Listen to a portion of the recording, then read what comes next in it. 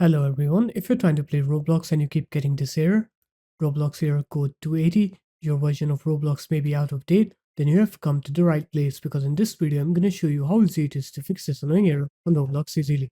So first off, what you're going to do is you're going to open up your start menu, you're going to write here run, and then you're going to write here app data. You're going to go on to this folder local. You're going to search for the folder called Roblox here. So just click on any folder, press R on your keyboard. Here it is, Roblox. You're going to right click on it, click delete, and then you're going to delete it from your recycle bin as well.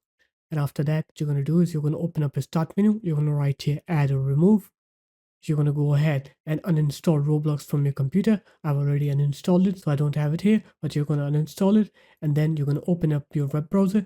You're going to go on to roblox.com. You're going to re-download the game from the web browser now. And once you re-download the game, it will be the new version and it will be up to date and you'll be able to play the game now. So there it is, guys. That's how easy it was. If you guys found this video helpful, make sure to leave a like, comment, and subscribe to the channel. And I'll see you in my next video. Peace.